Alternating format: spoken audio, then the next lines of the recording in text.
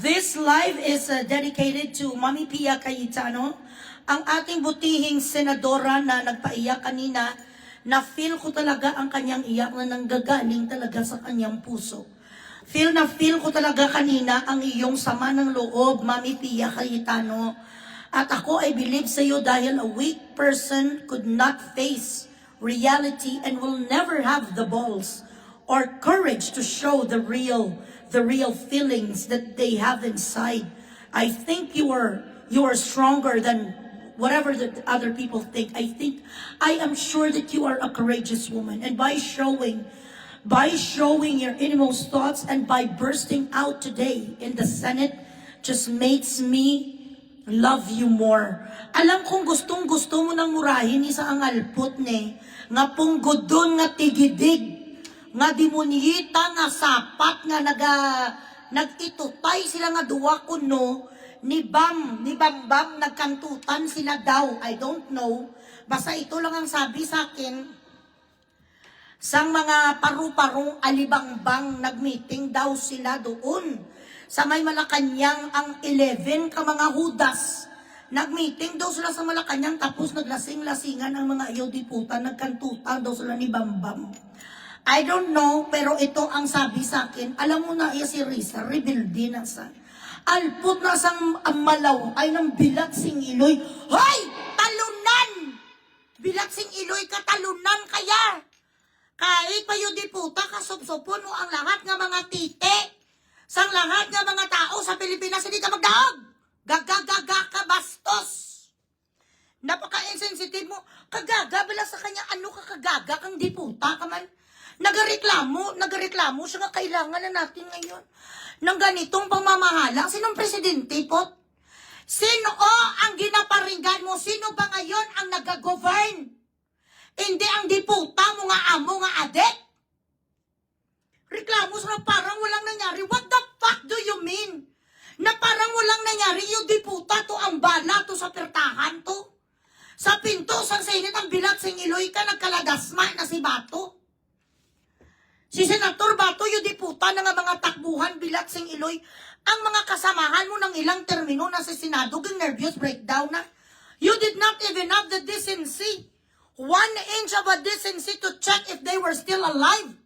Nag-save yourself ka mo mga bilat sing iloy nyo. We're not fucking stupid. We know what happened. Bago pa magputukan, sinabihan na kamo sa bilat sing iloy nga adik. Puta, masalita sa wala, parang walang nangyari. It's time na talagang kailangan na natin na mabuting pamamahalaan. You're talking to yourself. You're talking about your gago nga busing mo. Hindi ganin bilat sing iloy ang makabigay sa follicle test. What does it tell you? Bakit hindi nyo kino-question ang kredibilidad ni sang gago ni? Hindi sila magsabi ang suljen din dyan. Ikaw nga suljen ka, alipungoy ka man. Sasabihin nga because of immunity, by doing so, you just fucking burn bridges. Ikaw mismo ang nagadunot-dunot sa karakter sang amo mo lang. Pwede naman ninyo na mapiki-piki lang para kunyari ng follicle test. But by trying to fight it, nasabihin ninyo nga immune sa kag hindi mandated na mag-ano sa magkaroon sa sang follicle test equate. You try to eradicate from the equation na hindi siya mandated or siya ang presidente na immune. Hindi niya kailangan mo follicle test. What about moral? What about bilatsing iloy to straighten the fucking rumor? What about decency and moral ascendancy? Na para masatisfy Filipino people, he doesn't want. Don't you want his name to be cleared from the speculations kuno? Na siya ay isang bangag? Instead of clearing his name, yung diputa, kagin amo mo pagining ano mo, presidente mo, gaga ka man. Ikaw ang suljin nga gaga. Bilaksing iloy. Share the live. Ipos ang baba mo, yung diputa na bugres ko na nasa liya. Absent kaya kagapon. And ibig sabihin, hindi ka nanood ng aking hindi ka nanood sa replay. Bugresin si Ses, star sender ka, kahit piso, anyway, hindi bigyan na bigayo.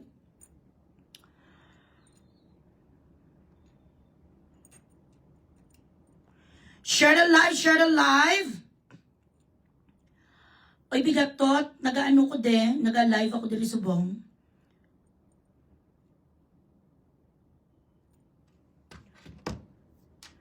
Kinasuwa na gani sa United Nations ang amo mo, tapos madrama ka pang gaga ka. Kung ano ka kaalipungoy, sinong ginaparinggan mong sarili mo? Sinong ginaparinggan mo si Sara? Presidente si Sara How? Wala gani na sa ngayon bilang sa iloy sa upper hand. Hindi nga siya nagasagot kung ano ang nangyayari ngayon yung diputa sa Pilipinas. She is being careful. Wala gani siya nag-join forces ngayon kung ano ka mag-arobo-robo. She doesn't have the power like the president has. Diputa, ano nga gobyerno? Isa ka rin sa gobyerno. Diputa ka, wala ka sang simpatya. Wala ka sang simpatyang malaway ka. Dilaan mo na lang na dilaan ang mga kikik at ang mga tartar ni Llamas nga boyfriend mo gaga. Nagkantutan Llamas, alam mo nagkantutan sila ni Bam. Yun ang sabi sa mga taga-Malacanang, I don't know. Tsaka pay nyo to eh. Ito yung allegedly ha. Without any malice and without any prejudice.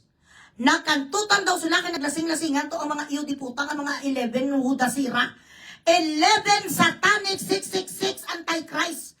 Nandoon to sila ng isang gabi to. Bago pa sila mag-convene ng Lunes, ginimbitar sila Domingo pa lang.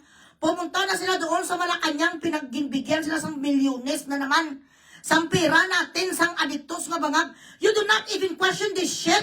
Why? He is not adamant to show the people that he is not he is not a drug addict. Bakit hindi mapakita sa mga yudiputan kanyang medical records? Nandyan lang sa he is obliged to show us kung ano bilang sa medical records. Say, you know why he doesn't want to do it on live telecast? Because the DNA is not him. Makikita yudiputan nga hindi nasa sayar kulikul, malalaman nga hindi sa ang totoo. Ako ka panindigan kung kayo mapunta pa kami sa Supreme Court. I know what I'm saying.